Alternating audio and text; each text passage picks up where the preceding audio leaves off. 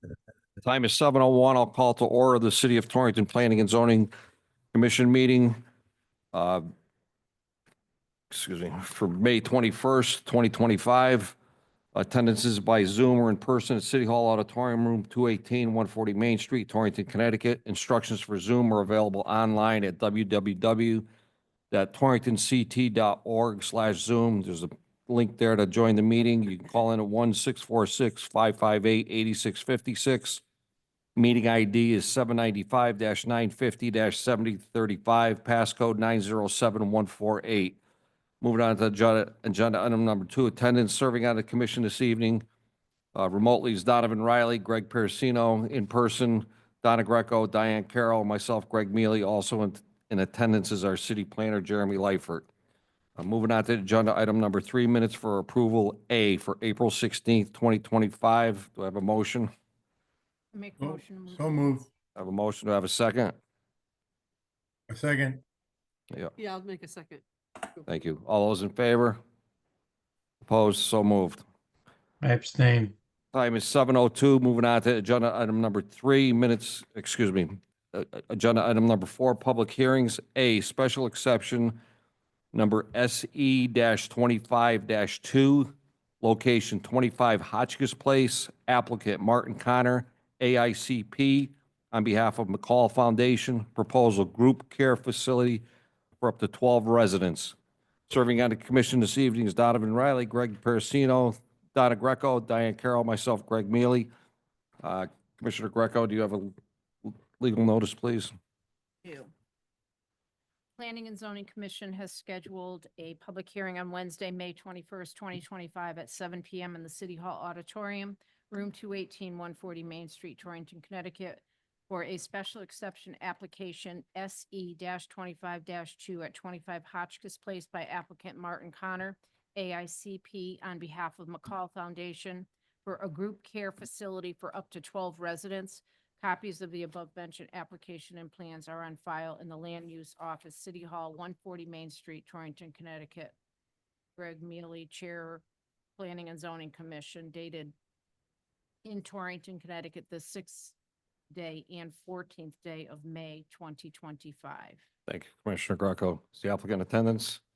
Yes, Mr. Chairman. Good Name it. evening. Good evening, commission members. My name is Martin Connor. I'm a certified planner with the American Institute of Certified Planner. I've been doing planning work for about 35 years.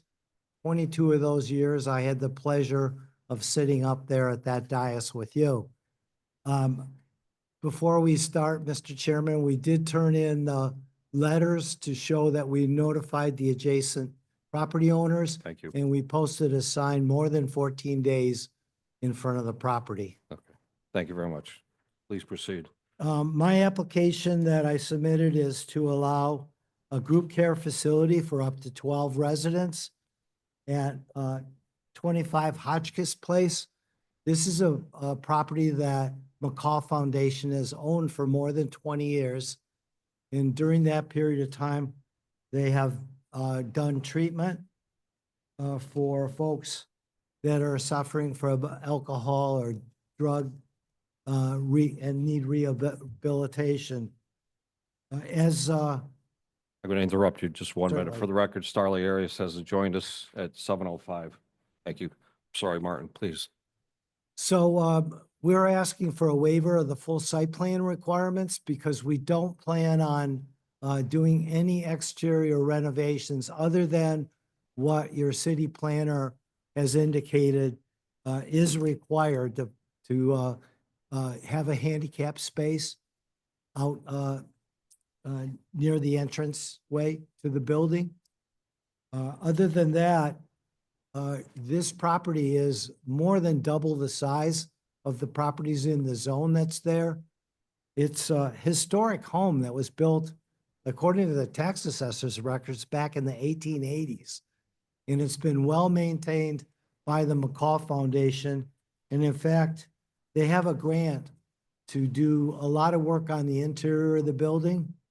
And we have our architect, Michael Bowe, is here if the commission has any questions.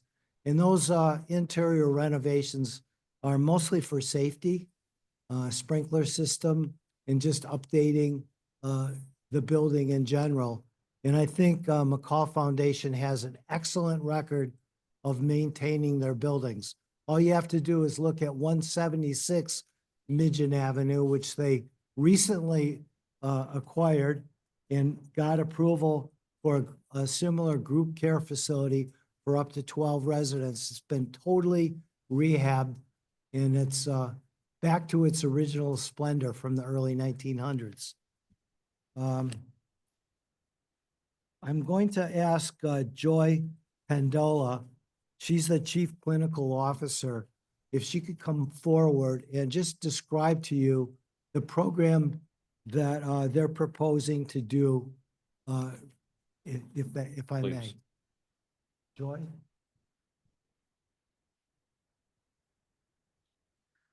Good evening. As Marty stated, we're requesting McCall Foundation a special exception to allow for a group care facility for up to 12 residents in a space we've been running programming in for 15 years at 25 Hotchkiss Place. The changes we are requesting allows for clinical services, counseling services to take place inside the building. In our current state, they go to our main campus at High Street to utilize our counseling services there. We'll actually be doing that in the facility and having clinical services at 25 Hotchkiss Place. To do this, that requires a license from the Department of Public Health. And they have requirements in regards to square footage per person per bedroom. So this will reduce the 13-bed capacity to 11-bed capacity with this change.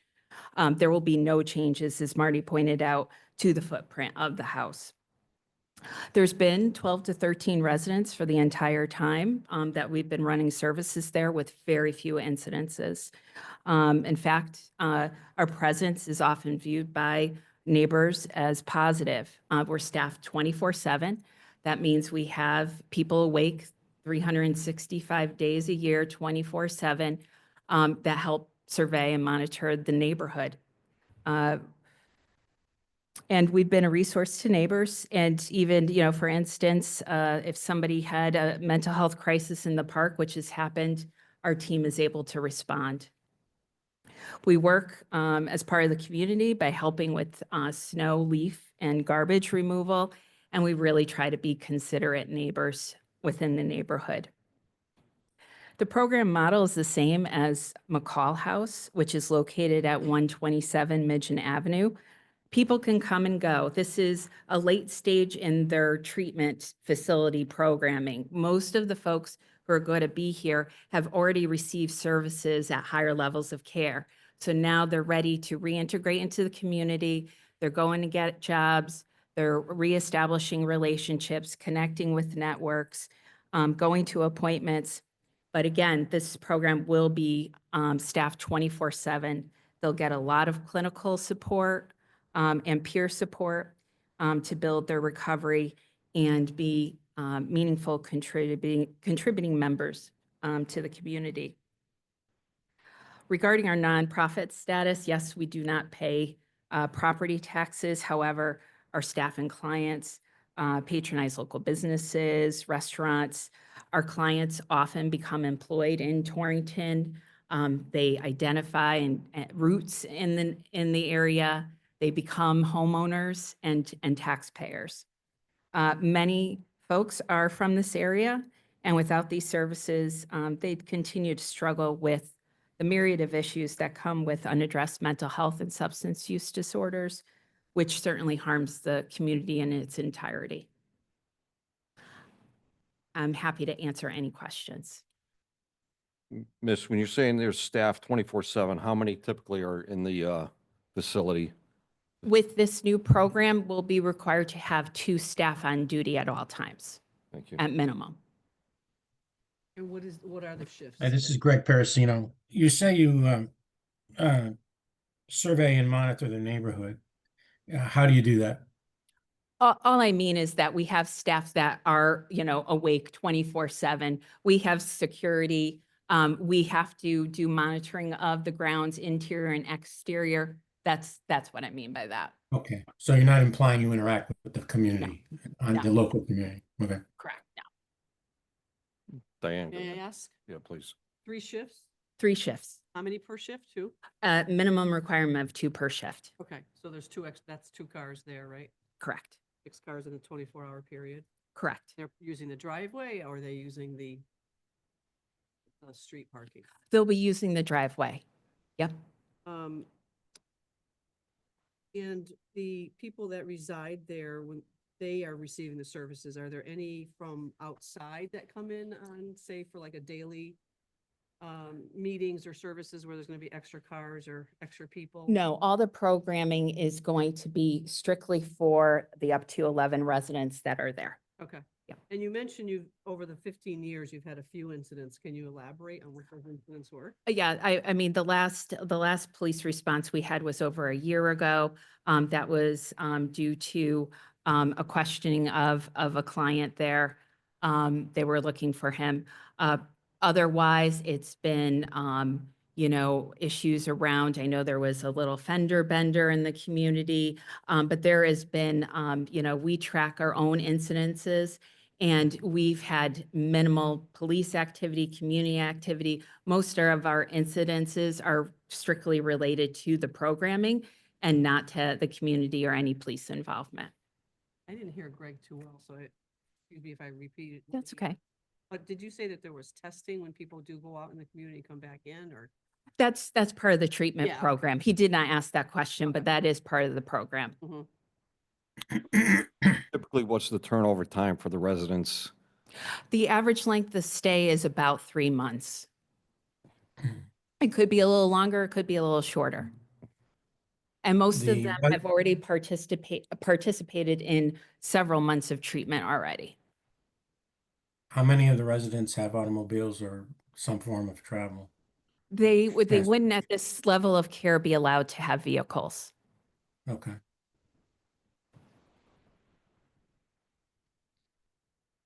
There's no other, are there visitors that are allowed to come in and We will, family members, that sort of thing? yeah, we will have visiting hours. We do family therapy, couples therapy.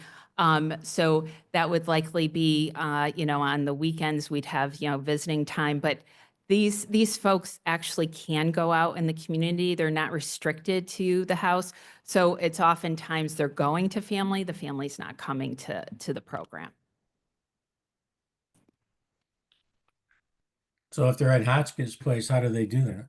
I mean, they're gonna walk downtown, is that it? They walk. There's no They could buses. walk, they could walk downtown, they could take public transportation. We have, we'll have a vehicle if transport is required. But lots of times, they carpool, with other people that live elsewhere, for jobs. Or we assist them in the transportation for job interviews, or we do have lots of, relationships with local businesses that hire our clients.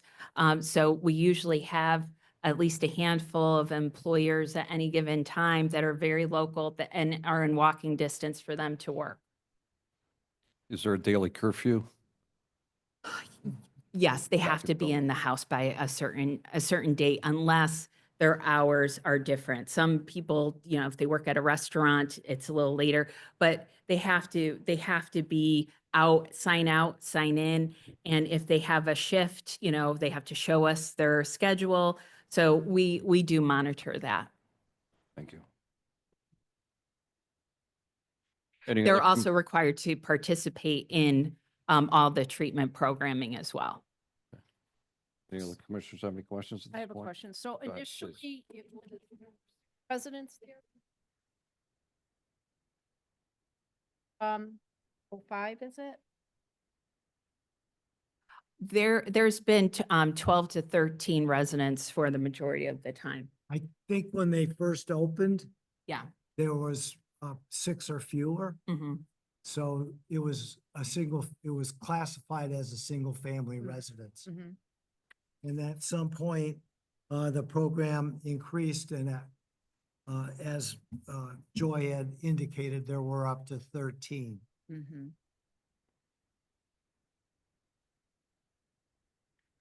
And there will only be 11 there? Correct. And with the Department of Public Health license, you have to license per bed. So there won't be any kind of shifting. We will be licensed for up to 11 beds. And 2 staff per shift. We would have to be relicensed to add any additional beds. Okay, thank you. And the renderings that Mr. Bo has is just interior modifications? Correct.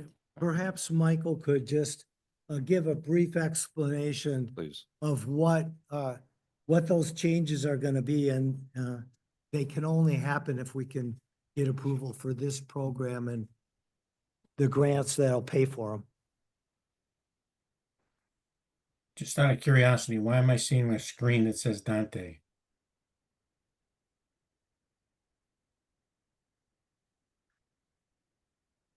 Anybody? They're looking, Greg. Okay.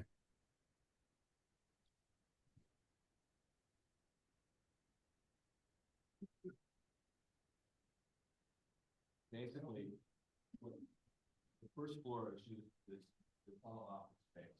And dining room, your dining room, living room, kitchen, office.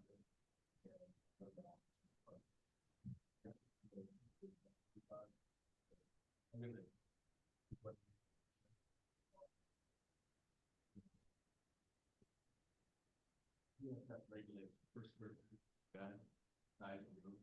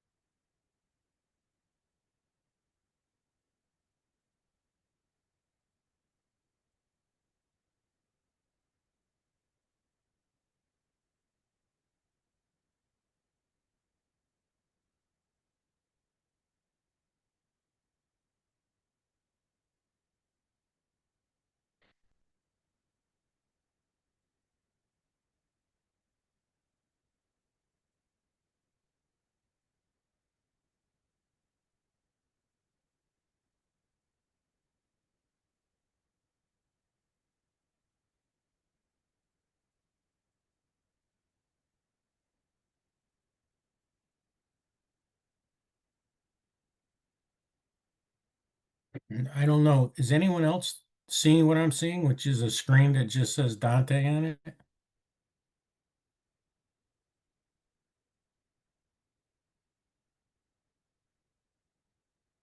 Who's he's back?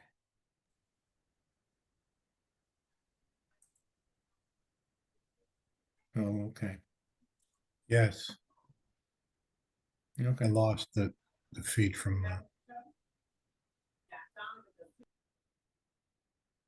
Okay. All right.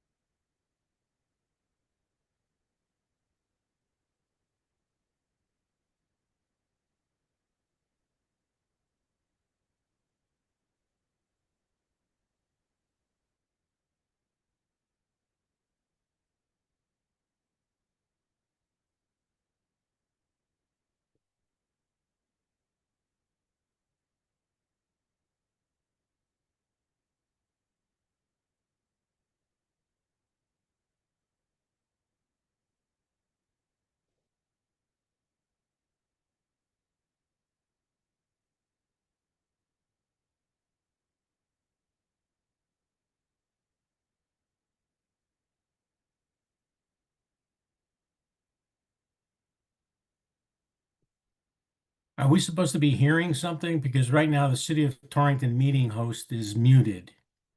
Is this meeting going on and we're just not being able to hear it? Unmute that audio. Hold on. Okay.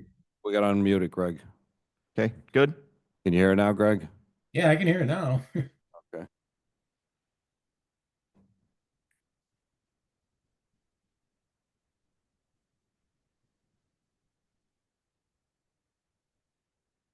Well, I think, Mr. Parasino, we were just showing a actual plan for the interior of the building.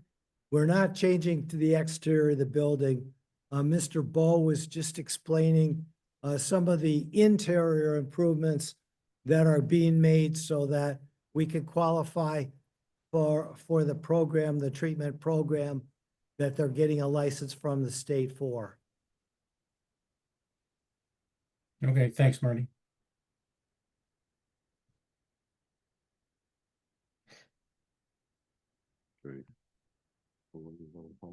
Yeah.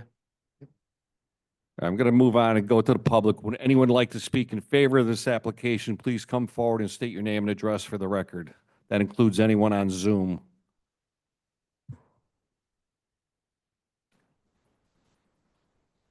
I'm Alan Borghese. I've been a resident of Torrington for about 80 years. And I think we all know that McCall has done great things in Torrington. It's been here for years and years. And I think this is a wonderful proposal. Thank you. Thank you, Mr. Borghese. Would anyone else like to speak in favor of this application? Please come forward and state your name and address for the record. Good evening, Mr. Chairman and Commissioners. My name is Dana Coelho. I reside 821 Bunker Hill Avenue in Waterbury. I am a long-standing board member of Central Naugatuck Valley Help, who recently merged about 2 years ago with McCall Foundation. And I'm happy to say that I continue on the board, and I am definitely in support of this proposal. Thank you. Thank you, Miss.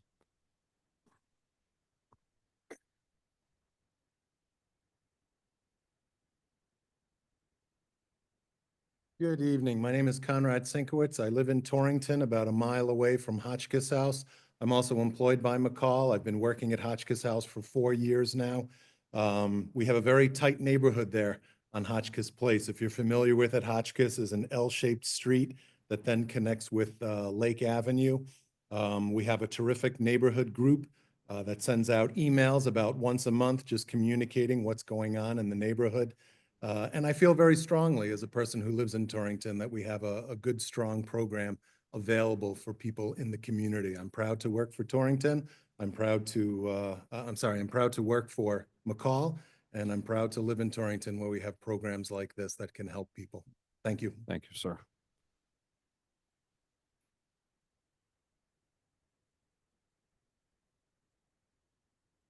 Good evening. My name is Mary Kilmer, and my husband and I own an adjacent property, 8791 Midgeon Avenue, to the McCall home. And we have had no problems with them for the years that we've owned our house for almost 30 years. They came in after, bought the property from Dr. Finn. And we've had maybe 3 incidences that I call and talk to Maria Coutant Skinner, and the next day the problem was solved. One was a fence that had fallen down onto our property. She fixed it. Another one was the clients were cutting through our driveway as a shortcut to Midgeon Avenue, and it stopped immediately. So they now walk around Hotchkiss and then go out into the front of Midgeon Avenue. And I have had, my 3rd floor tenants have been there for 25 years, her and her son, and their cars are in the driveway. We've never had an issue. She's never had an issue. Her son's never had an issue. My 1st floor tenant is elderly, and she's been there for about 8 years. Again, no issues, no problems. Maria seems to take care of everything right away. And they keep the house up. It's quiet. We're down there all the time cutting the grass, seeing the neighbors, going in and out of the house, and we've never had a problem with them. They've been wonderful. Thank you. Thank you very much.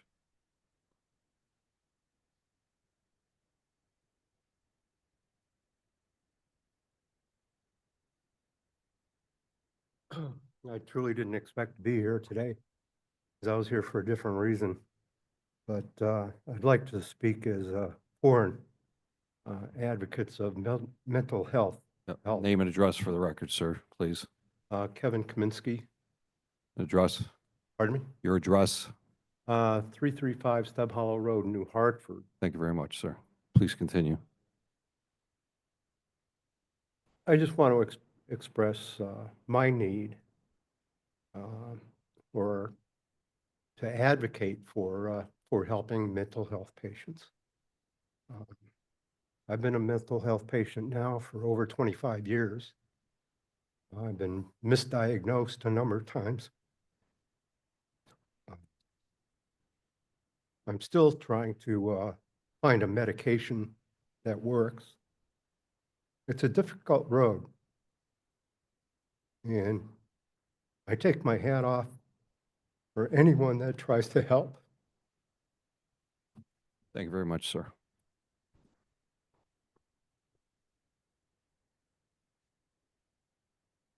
Hi, Board. Travis Lipinski, 237 Midgeon Avenue. I just wanted to speak on behalf of this project and the organization and everyone that's involved with it.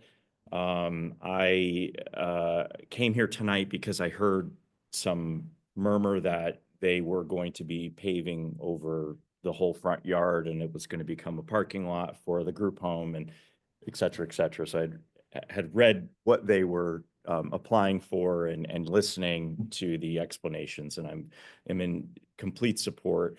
I recently bought a two-family house a couple of years ago on Midgeon Avenue, and I have the new property that McCall is working on one side, and the existing group home that's one house between us. And when I first moved in, I knew about it, and since my time being there, I have never heard anyone make any noises or complaints. There's maybe one or two times where a resident moves in and it doesn't work and they're out quick as soon as you can. And I have more loud music from, a 20-something next door neighbor that I have that's perfectly, fine and not in any programs than any of these folks and the people that are involved in the community, in the organization. And I also wanted to applaud the level of expertise that they go about making these changes. Their aesthetics of their properties are second to none. I just wanted to thank them and thank you folks for considering this, strongly saying yes. Thank you. Thank you. Oh, yes. I'm also a licensed real estate agent, and I actually sold 16 Hotchkiss Place last year to first-time home buyers, and it's that property sold, and I remember looking at the property across the street and thinking that it really helps our values, and all the values have improved in our city. So for us residents that are going to be complaining about it, it's worthwhile when we're paying more, but we're getting more because our values are more. So, yeah. Thank you. Would anyone else like to speak in favor of this application? Being none, would anyone like to speak in opposition of this application? And that includes anyone on Zoom. Please come forward and state your name and address for the record.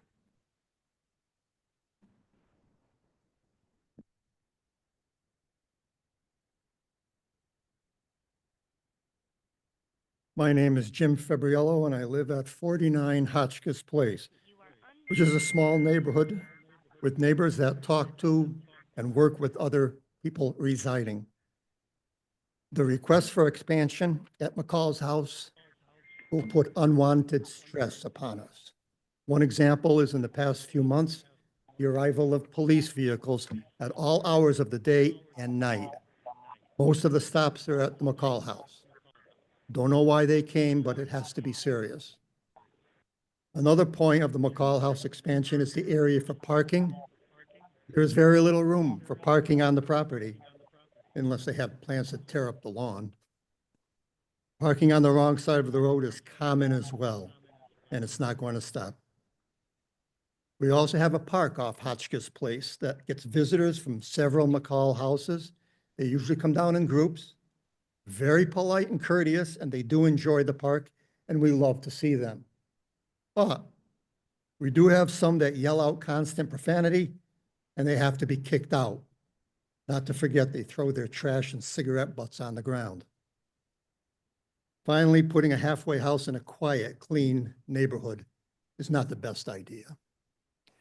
Chairman, I'd like to submit hard copy.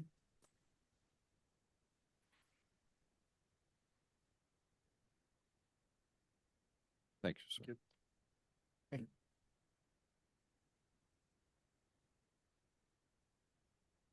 Would anyone else like to speak in opposition to this application? Please come forward and state your name and address for the record. Yes, I would actually. I'm on Zoom. Go ahead. Name and address, please. My name is my name is Nella Stoltz. I live at 37 Hotchkiss Place.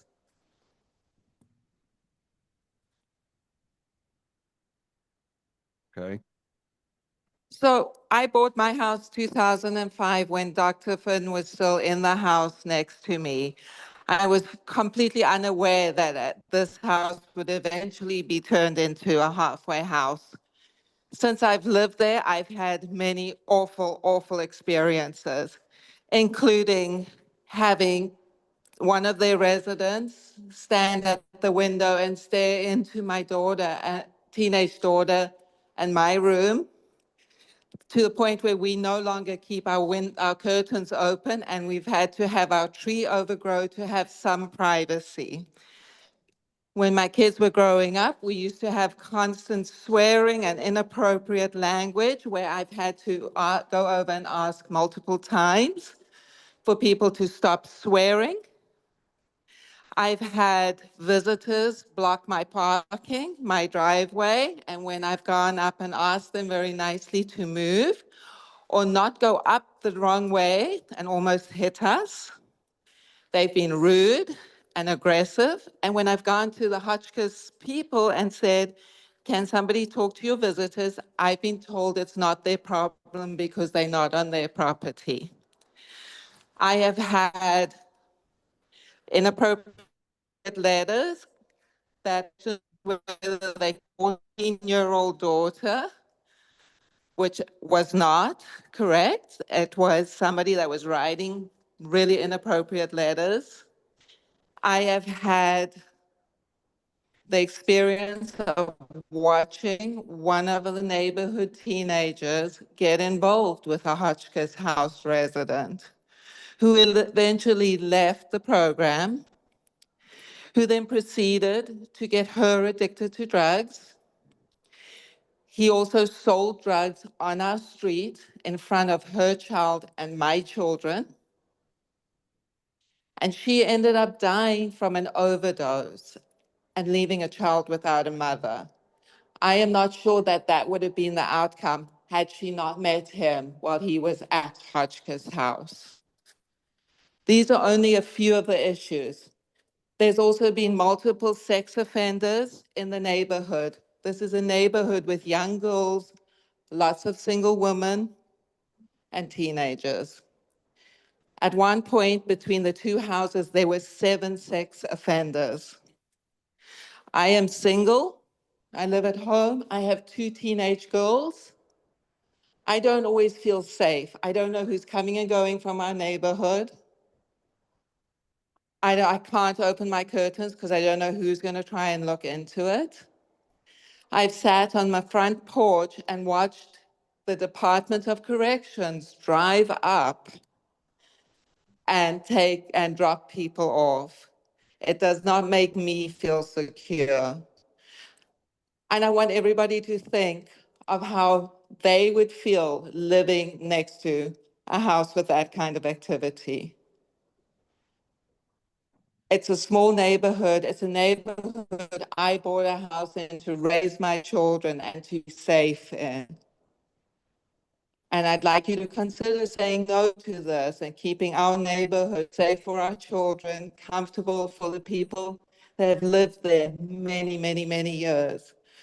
Because I certainly want to be feeling safe, and I want it to be safe for my 18-year-old to come home from work 10 o'clock at night and me not to be worried what's going on in the neighborhood. So that's just what I'd like everybody to consider, and I'd like you to consider whether you would want to live next to a house where you don't know who was there and what was happening.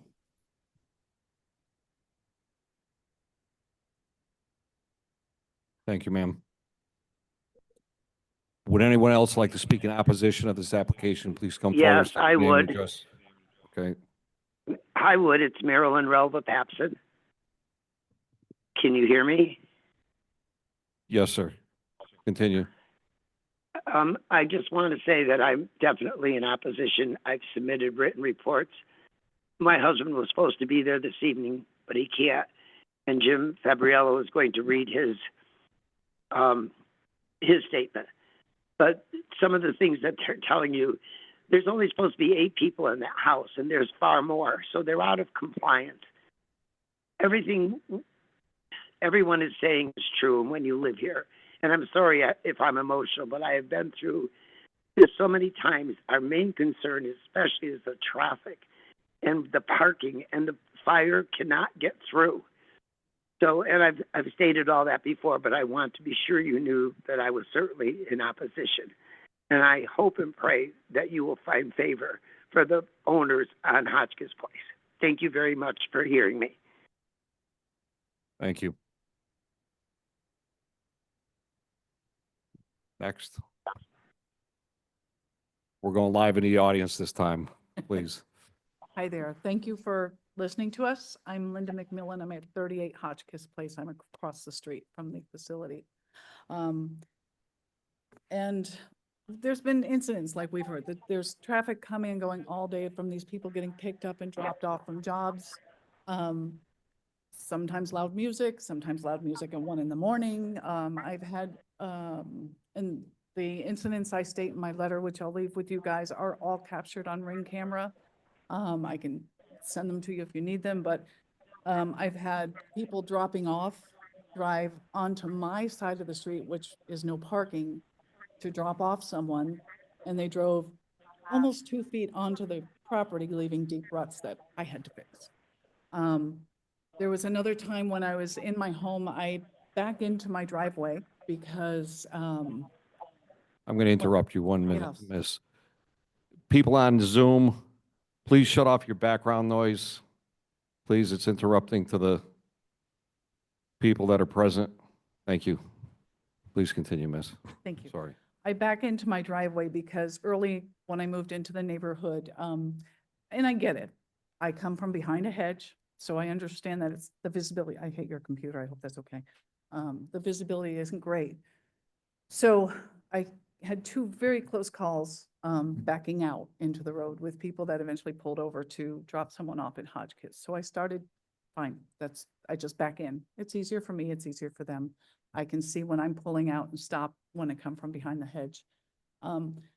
One day it's referenced in my letter. I heard something outside and I thought, that sounds wrong. So I re-watched on my Zoom, and it was one of the people from McCall telling someone that they weren't letting anybody park on the street anymore, which had a no parking sign on it, because that car there backed into their driveway and almost hit our car. And basically saying I was being a threat to the vehicles. And I thought, I don't want these kind of people to think I'm a threat to them. So I wrote a letter that is copied into my information to McCall, saying I was just flabbergasted that there was this being stated loud enough for my cameras and me to hear it in my home. And I had video of the parking incident they were referencing, and it was fine. I showed it to several people, and I was going probably a mile an hour to back into my room. It was tight into my home. It was tight because there was a car parked on the street, but I wasn't a threat to anyone's car. I would never do that because then I have to pay for it, you know? But there's just a lot of traffic. There's a lot of people coming and going. And we don't know who they are. We don't know where they're from. There are police visits. We just had one about 2 weeks ago that again, it's all captured on Ring cameras. And you have some information about some of the residents there who have been arrested for everything up to and including carjacking in Hartford. Those are the people that are in our home, in our neighborhood. And we're a small neighborhood. We're 12 homes. As she said, there's single women, there's children. We have 2 families that are expecting babies. The kids play in the street because it's a small street. The only traffic that comes through really are residents, except for the traffic generated by the McCall House, which includes people getting dropped off, people getting picked up for work or what have you, WB Mason trucks, West vehicles picking and dropping off. And I could go on and on and on. But I just wanted to say thank you for doing that. And do you need a copy of my? Please.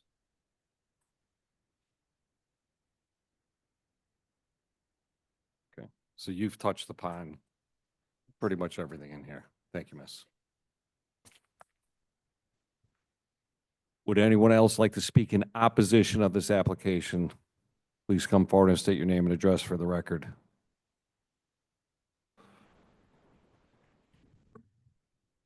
Okay.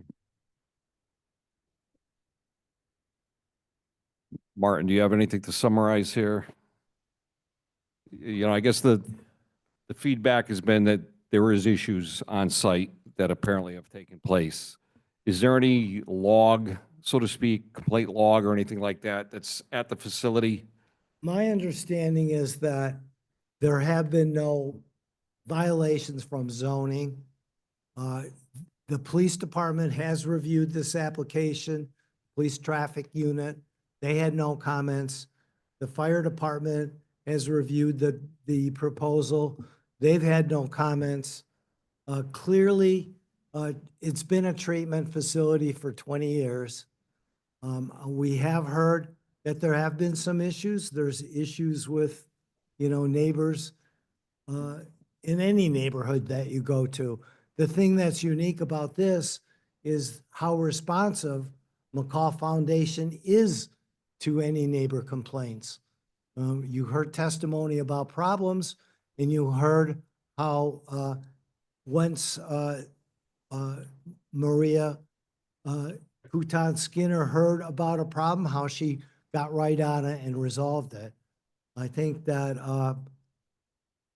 it is still in a very appropriate spot for such a facility. It's a large house and a large piece of property, and they've got a terrific track record for truly helping people that need help.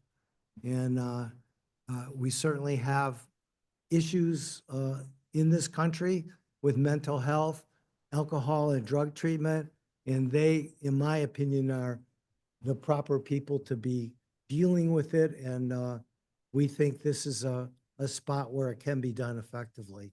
And we thank you for your time. Thank you. I guess what comes to mind for me is there has been some explained issues.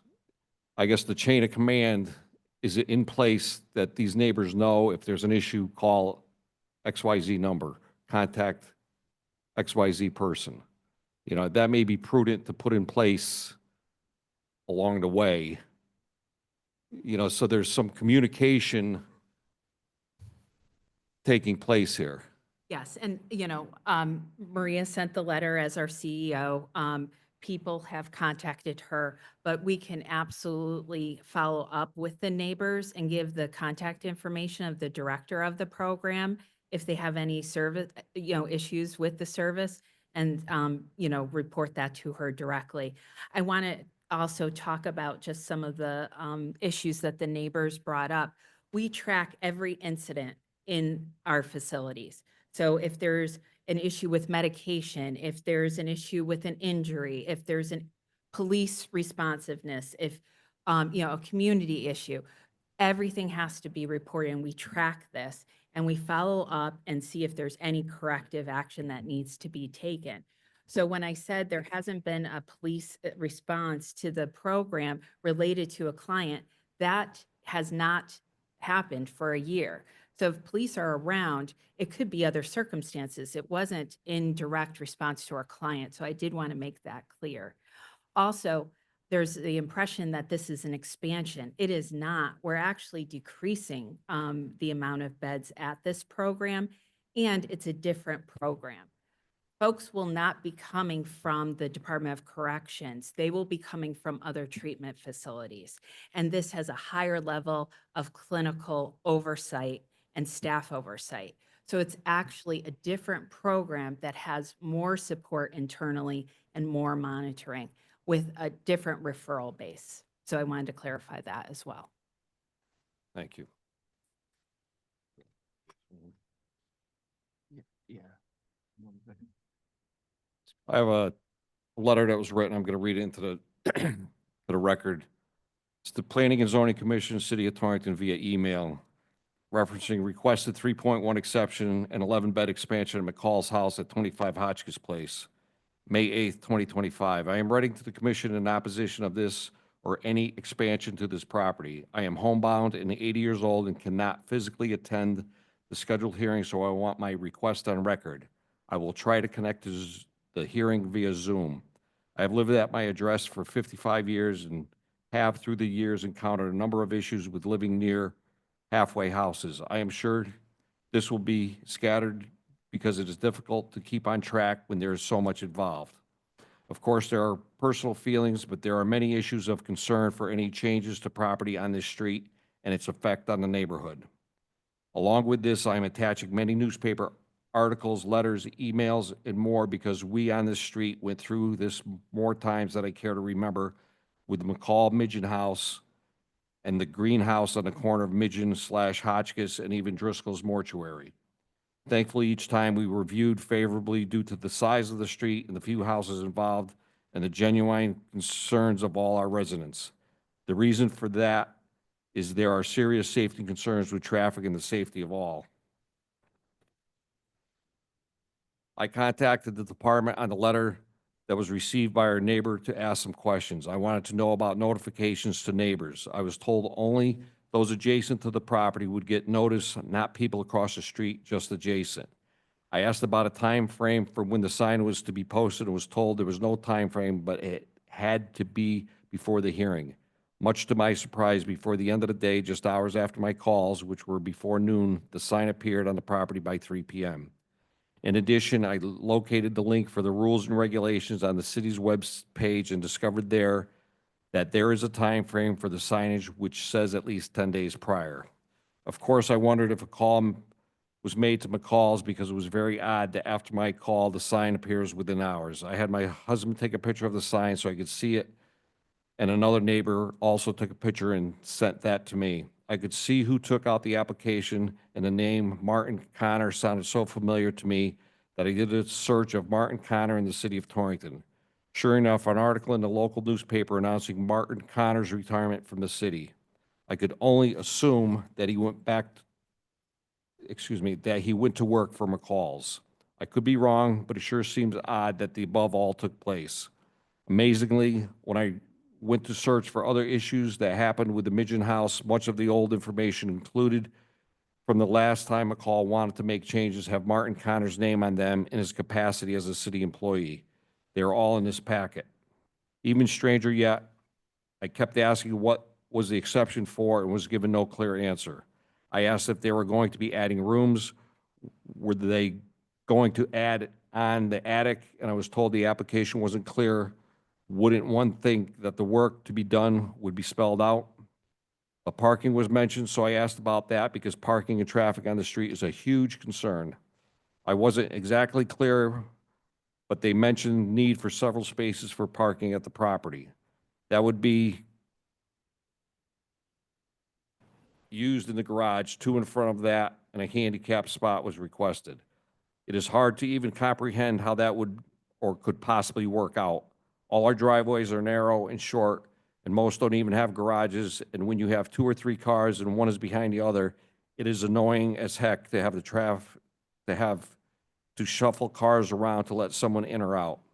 Looking from the street to the narrow driveway up the garage at the house, unless blacktop is going to be added, it is hard to imagine how this could be done without be done and be workable.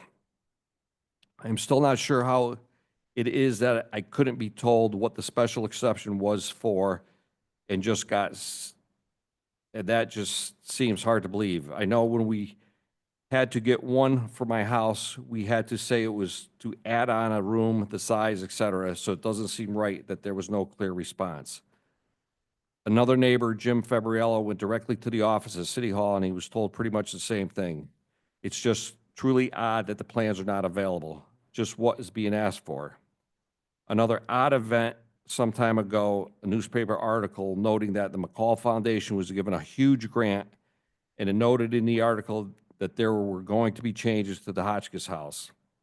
I can't remember if I recall contacting Maria via our Hotchkiss Place News email, and she wrote back that no changes were planned for the Hotchkiss House.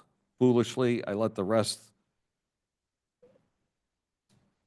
I apologize, there's a stamp over this. The rest of that upset the neighbors. As always, I'm going to be honest, blunt self, and say that I have serious concerns that someone there notified McCall's or Martin Connor of the inquiry. We have dealt with many issues from residents of Midgeon Avenue and Hotchkiss houses. There is currently a registered sex offender at the Midgeon address, and the person that robbed TD Bank last year, I believe, was a resident of Hotchkiss House. The police were all over Nella's yard searching for a weapon. This was scary to say the least. This is just two of many issues. Yes, McCall's does have strict rules, and if the rules are broken, they are removed immediately. I have spoken to Maria about that, which is if they remove them, they're just out. No ticket or ride back to where they came from. They end up on our streets or gaining assistance from the city and taxpayers. Also, in Nella's letter to you, she noted about one young man being put out but hung around the area, which is what concerns me. Traffic and parking are a huge issue. I would think you would require a traffic study. With several additional people, it just seems more parking issues and more traffic issues. As it is, there's only parking on one side of this narrow street, and when someone illegally parks where they shouldn't, a fire truck will never make the corner. I know the TPD traffic department has tried to make sure both corners are free on both sides of the street for fire trucks to be able to enter. Once long ago, the fire truck had to go down Lake Street and back up into Hotchkiss Place to attend to a call. Sorry, but after 55 years, I've seen and heard it all, and this new application is just rehashing all the battles that we have had regarding the parking and traffic issues on this very little street. I located the file. I will include it from the past where the fire marshal at the time attested to the problems for the fire trucks. In fact, I was told years ago, new drives were brought to the street because of the difficulty in maneuvering. That should surely tell us something. To add to the problem, since the redoing of the street last year, somehow the road is now narrower. We won't go into that, but it is even more restrictive than before. Another item of concern is possible sewer issues. More people, more usage. There seems to be sewer issues here because almost monthly, at least for many years, the city removes a storm drain and does something with a machine that they lower into the hole. Not sure what it is. I called the street department at 860-489-2332 to see why they do that, and I was told it is done throughout the city, but sometimes more in certain areas because of a problem, which could be tree roots or other issues, but I was given nothing definite. We've tried to be good neighbors to McCall's, but I'm not the only one who feels enough is enough. Within 5 minutes, there are 6 McCall houses. That is a huge amount for one small area. List of those addresses are in the packet. We deserve our peace, quiet, and safety in our very small residential area. It is time for McCall's to look for a larger area and lots of land to accommodate their needs that seem to grow every few years, and let residents of Hotchkiss Place live in peace, quietly and safely. Thank you for taking the time to add this to the record as my opposition to any changes to the Hotchkiss House located at 25 Hotchkiss Place. Signed.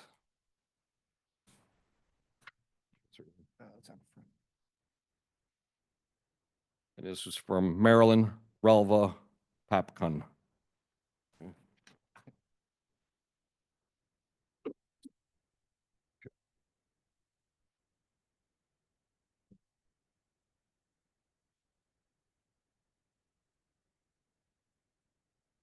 So we can have that discussion about whether we need to digest this information a little more, or if the commission's ready to deliberate. I might just want to poll the members. I would recommend we take a little time to get a Yeah. proper motion together. Me too. All right. All right, that being said, time is, Well, just in Yeah. case, yeah. the time is 8 o'clock. Wait, can I ask a question before we go any farther? Go ahead, Greg. There's a memo here from Jeremy. Do we want Yeah, to we're read gonna that? hold off on that, just clarifying some other information. Yeah, Greg. based on the Okay. comments, I will probably have some tweaks to the memo, so I don't. wanna Okay. Read it twice. Fine, okay. All right, so the time is 8:01. We're gonna continue this public hearing. Okay, Yes. Yep. Okay. It is June 11th. the June 11th. Okay. Okay. Thank you. Moving on to agenda item number 6, new business. A, proposed zoning regulation amendment. Applicant Torrington Planning and Zoning, excuse me. Agenda item number 5, old business. A, site plan modification number 1319, location 117 Water Street. Matthew Tack, proposal modified plan for new fencing location and design. So there's been some back and forth with the Economic Development Office and the fire department. There may be a resolution at hand to get the fence installed. I don't think we're going to probably need to move forward with this current application. I just don't, just in case something falls apart with what I think is going to move forward. I'd rather keep this on the agenda and just table it for one more meeting. Okay. All right, so let's go ahead and table it. Do I have a motion? Make a motion. I move we table it. Okay, we got a second. All those in favor? Aye. So moved, thank you. Moving on to agenda item number 6, new business. A, proposed zoning regulation amendment. Applicant, Torrington Planning and Zoning Commission, proposal, amend section 5.13.4, required number of off-street parking spaces. We need to set a public hearing date. The suggested date is July 16th, 2025. Do I have a motion? So moved. All those in favor? Aye. So moved. Moving on to agenda item number 6B, proposed zoning regulation amendment. Applicant, Torrington Planning and Zoning Commission. Proposal, amend section 8.2, special exception, and section 8.3, procedures for public hearing on appeals, variances, special exceptions, and zone changes. We need to set a public hearing date. The suggested date is July 16th, 2025. Do I have a motion? Make a motion. Aye. I have a motion. Second. Thank you, Second. Greg. All those in favor? Aye. Opposed? So moved. The one thing I'll say about those two proposed amendments is I think in your packets, you have the summary of what we're looking to do. Most of it is statutory changes, but there's a couple of things that are in there. I think one has to do with posting of signs on each street that fronts a property. Yeah, I think that's pretty much it. The rest of those two proposed amendments are statutory changes. Thank you, Jeremy. Moving on to agenda item number 6C, special exception SC-25-3 and site plan number 1565, location 50 Goodwin Street. Applicant is Paul Kunzen, city engineer, City of Torrington. Proposal, construction of a multi-use recreational trail. We need to set a public hearing date. The suggested date is June 11th, 2025. I have a motion. I'll make the motion. All right, we got a motion. Second. Donna, second. All those in favor? Aye. Opposed? So moved. Moving on to agenda item number 6D, site plan number 1566, location 371 Pine Woods Road. Applicant Alan Borghese. Proposal, reconfigure parking and stormwater design. Is the applicant in attendance? I believe he is. Where's he going?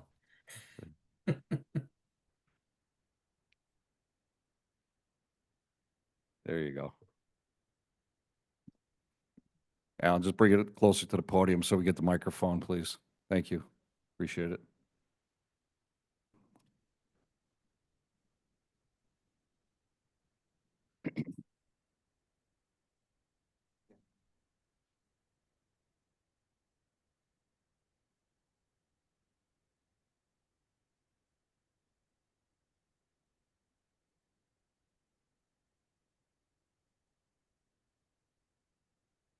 Good evening, everybody. I'm Alan Borghese. I'm an engineer with Borghese Building and Engineering Company.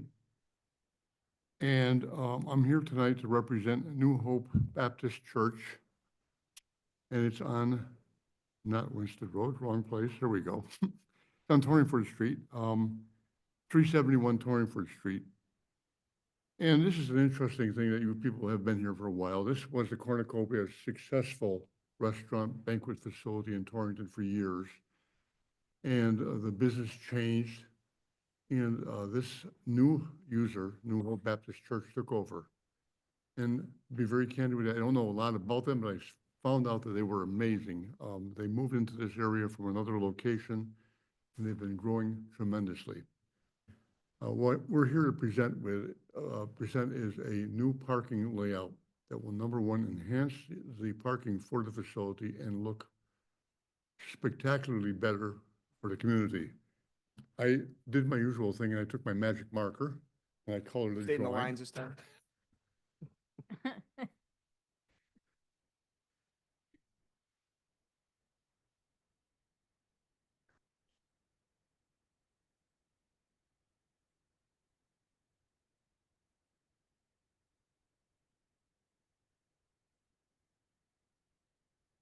Pretty good.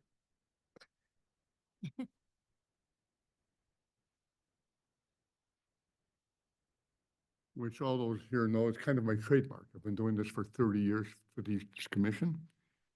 But generally, just to tell you, this church is in a LB zone. It's 4.5 acre parcel of land. The parking requirement is 45 cars. That's nowhere near what the demands of the church are.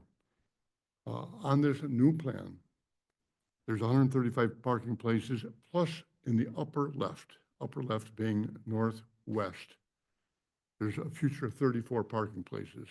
In that 34 parking places, we're going to put a gravel base down that the cars can use to park as overflow parking.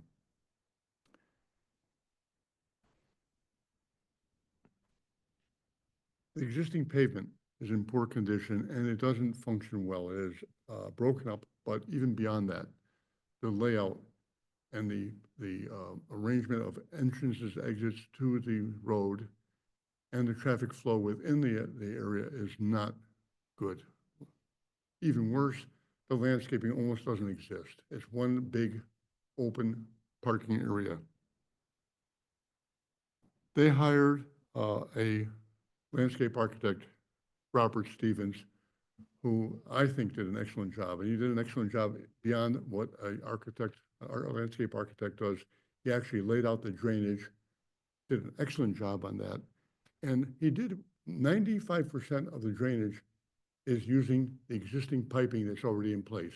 So the piping and the drainage pattern of the site did not change. However, to the west of the property, which is alongside the gas station that I'm famous for, we added a detention pond. That detention pond is to pick up the excess water from the left side west parking lot, but the expanded parking lot in the rear. Even though it's gravel now, the city of Torrington considers that impervious surface. So we have planned on the addition, which Borghese designed, the additional detention for that.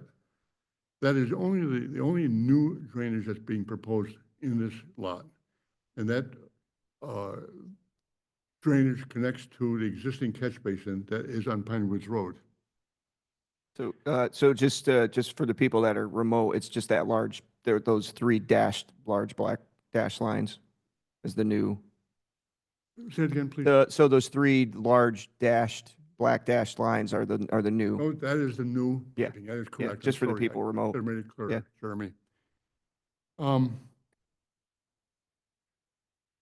As is desired, the increase in impervious, and basically substantially the increase in impervious is only the future driveway. With the new detention pond, the runoff on the site will be actually less than the normal runoff pre-construction. So this is actually an improvement in the drainage structures. We submitted calculations of the drainage to the city engineer. I believe he approved them. I haven't read his report yet. In addition to that, Robert was requested to add additional plantings. He did a good planting plan, but add additional plantings to meet all the town regulations along the frontage of Pine Woods Road and on the islands. And also, we, in the new detention pond, we put some grass species that are wetlands type grasses. The lighting in this is full cutoff lighting, colonial style, and I think very attractive. With me is Justin Farmer. I'm just come up here for a moment. And Robert Stephen, who is the landscape architect. And I don't know if they want to say something in advance or just want to answer your questions, but I colored my little drawing here to show you, and I don't think it's important to show what's existing because I think we're pretty familiar with it. It is literally a desert of parking. I did this in my coloring just to highlight the nice diversity, the nice drive, the drop-off area for the church, the new sidewalks, and the, I think, excellent access. Justin, do you want to say a few words? Just want to say thank you for your consideration. My name is Justin Farmer. I am the administrative pastor at New Hope Baptist Church. So we moved to the property in 2020. Our church moved there and began renovating the property. And ever since then, the church has seen pretty good growth. So we see people from, of course, Torrington, but also all the surrounding areas as well. And we're just excited about just continuing our involvement in the community. So. Robert, you want to say a few words? This is a pretty straightforward site plan. As Alan was saying, the existing parking, there's no organization to it at all. People are confused when they come in, where do I go? There's no focus on an entrance. So we tried to address those issues to provide some traffic patterns that are obvious as you drive in, and an entrance that focuses on both the existing entrance and what might be a future addition to the building, possibly sometime down the road. After meeting with Jeremy, we added a lot of planting to the as Alan was saying, to the front yard on Pine Woods Road. And we're preserving, if you look at the planting plan or the existing conditions plan, you'll see all the existing trees that are on the site. We're virtually saving every one of those except for 4. They're either large arborvitaes or white cedars, which are leaning over. The wind has almost uprooted them. So there's 4 of those that are coming down. But other than that, we're preserving all the existing trees on the site and then supplementing that with a lot of other planting.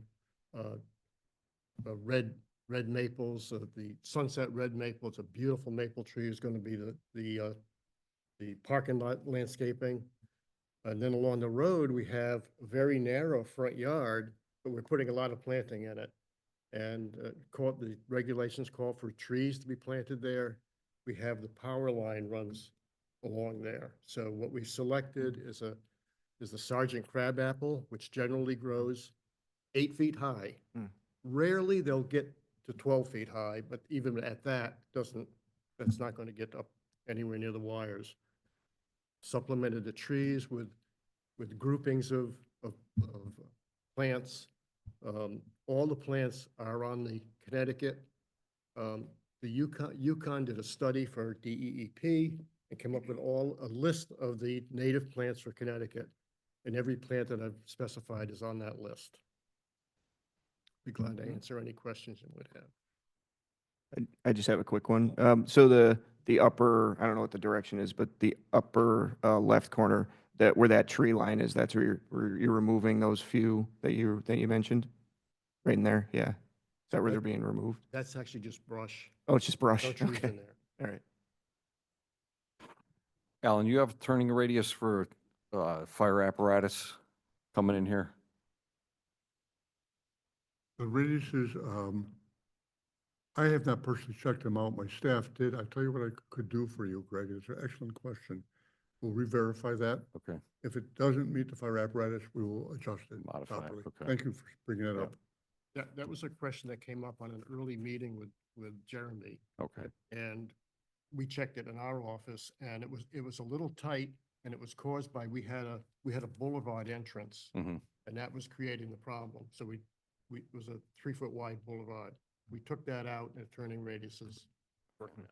All right, so you're saying, check it out, it works? Yes. Okay. One other thing I did not mention is the more or less westerly driveway here has been relocated per the recommendations of the town to provide better access at that location. You can sort of see the old location traced out there. Yeah. And I see on the previous print, there is a access easement for the drainage being put in place on the land records. Thank you. All righty. Any commissioners have any questions? So where we stand with this now is I'm waiting on final written comments from Paul, and we're waiting on, it's got to go to wetlands, so we're waiting on a wetlands report. So we'll have to table a decision. I don't have a memo yet because I don't have a wetlands report. I'll move to table it. Okay, just one question on that. If the reports come back favorably, does that mean we should attend the next meeting or give us some advice? I would attend just in case any other questions come up, but it would probably be limited. Okay, so communicate with me, Jeremy, if you think there's an issue and I should be Yep. here, okay? Yep. Yeah, and you'll get the comments directly from Paul too, if any come. Okay, thank you very much. So, yeah, June Yes. 11th.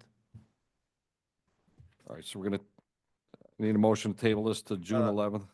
I moved it. Alan, well, I'll talk to, Confirm. yeah, I'll confirm with Nate when the date for Wetlands is. whatever he's doing for wetlands. I think he might be doing it as an internal permit, but All right. Okay. All right, so I have a motion. yeah. Second. Second. All those in favor? Aye. Aye. So moved. Thank you. Moving on to agenda item number 6E, site plan 1567, location 3350 Winston Road. Applicant Attorney David Sherwood for AJK LLC. Proposal 2-year material processing and reapproval for existing earthen and construction material recycling facility. We're going to table this for this evening. can, Go ahead. Christine, can you just click on the one that says 0461 on the top of the screen there? Yeah. So this is what we have for the site. So the regulation that we adopted, well, I should back up a little bit. This one also has to go before the Wetland Commission, so it's going to be a couple of meetings before we see a wetlands report. But I'll just give a kind of a really quick rundown here. The regulation we just passed said no stockpiles within 75 feet of any wetlands. So you can see there's that, at the top of the screen, there's that tailings pile that's within that 75 feet. So whatever comes out of this will have to condition the removal of at least part of that pile. And then this other tailings pile that's close to the Doug Pond, you see where the Doug Pond is? Yes. Yep, Christine's got it. That one is just, it's a long rock pile. And it's actually protecting the wetland, acting like a filter. So I think I'm more inclined to not call that a tailings pile and a stormwater feature, just because of the way it looks on site. What we could basically say with that one, depending on what comes out of wetlands, is that that just can't be an active stockpile where they're removing and adding material, over and over again. I think we can work with that. And then the third item is that bridge crossing, or that it's actually pipe crossings down on the Still River. We're waiting on an engineer's report. It's like at the bottom of the, there's actually three pipe crossings. You can kind of see them there. One of them might be collapsed. We're waiting for engineer's report on the condition of those, because that's got heavy trucks driving over it. So once we see that, we can decide how to move forward with that. I don't know that they'll be ready to present until our July meeting, but we got an application, so it's got to sit on our agenda until then.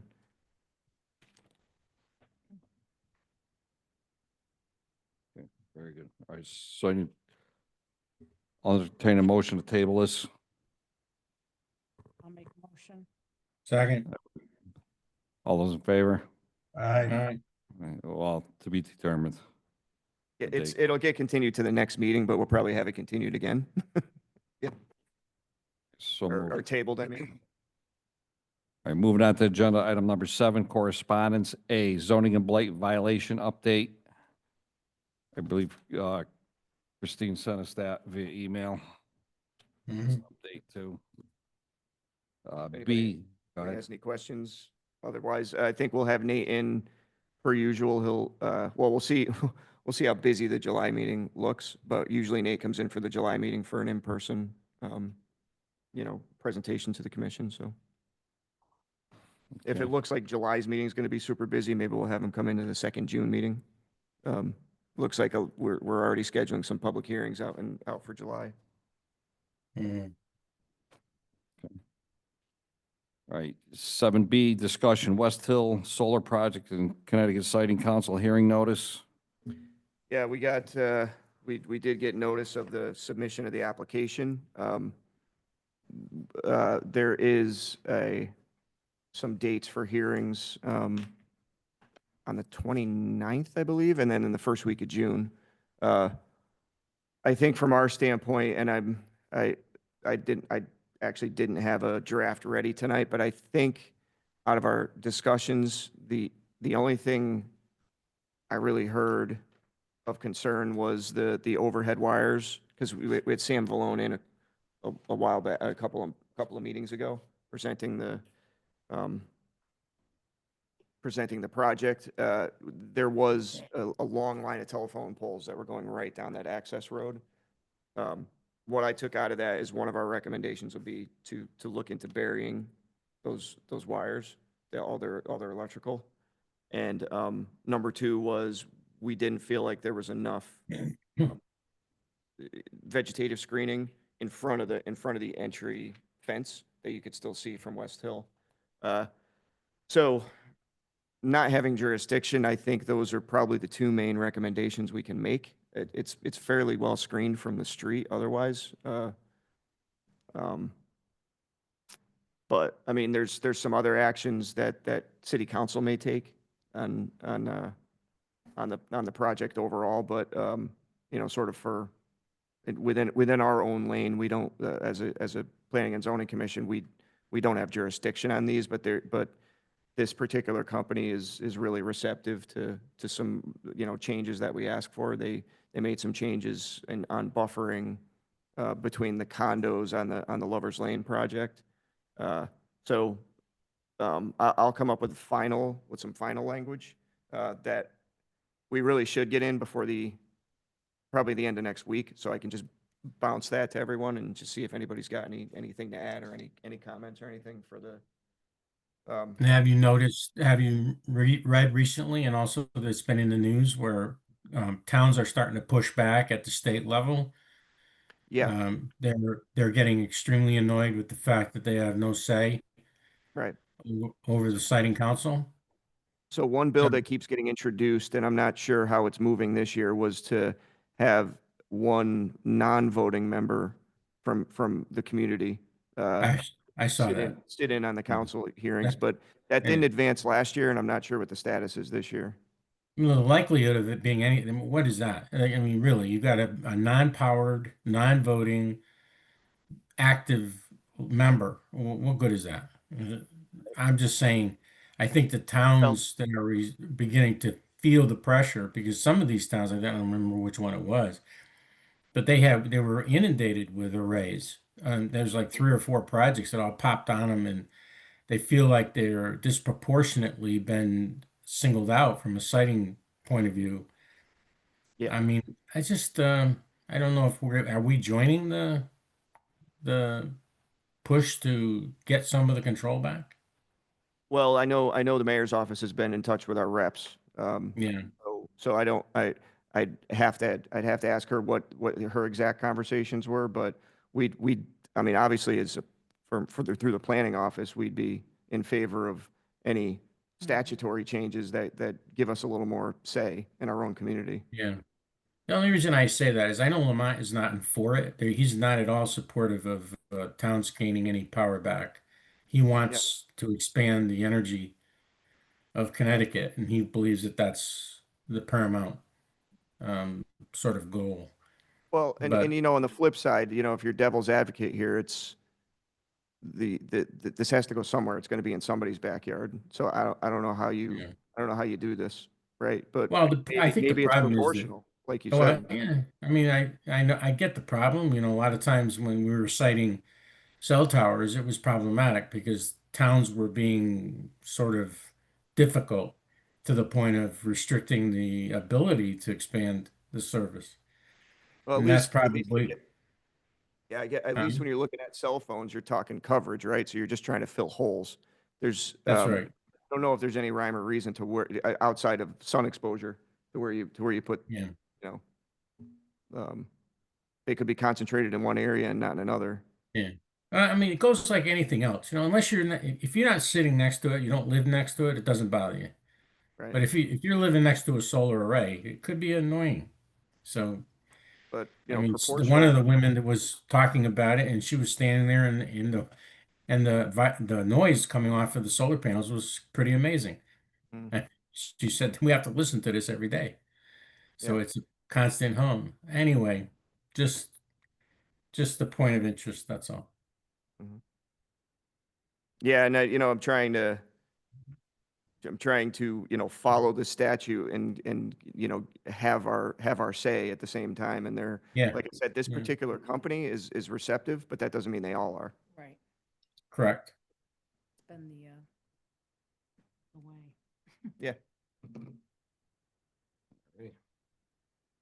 So I will try to I'll try to finish those comments up by hopefully the end of this week, or at least we're not here Monday, but early next week, or if I can't.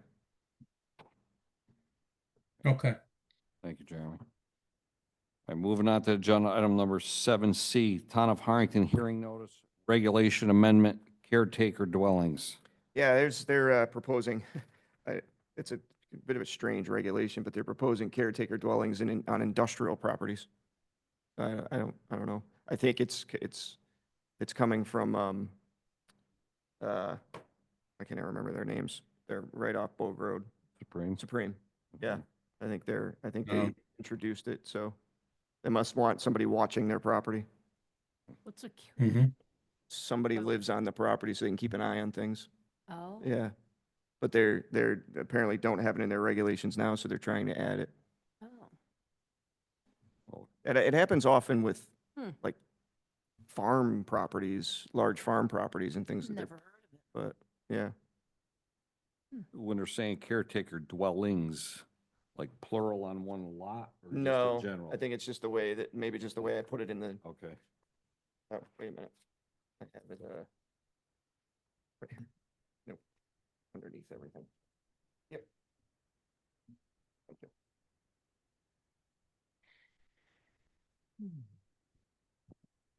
Yeah, it's in their light industrial zone by special permit.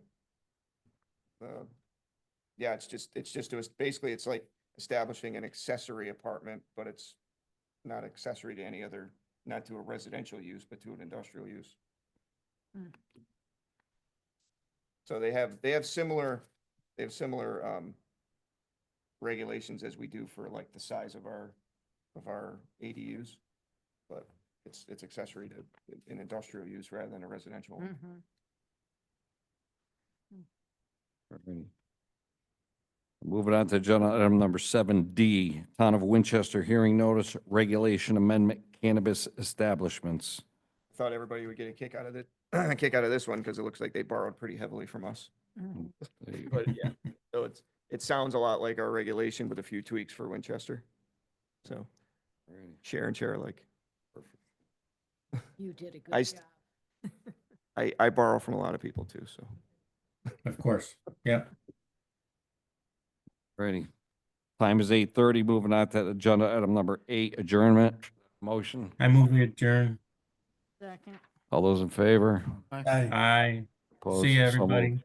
Thank you, Bye-bye. everyone, for your time. Bye. I just hang on to this one. This letter. Greg,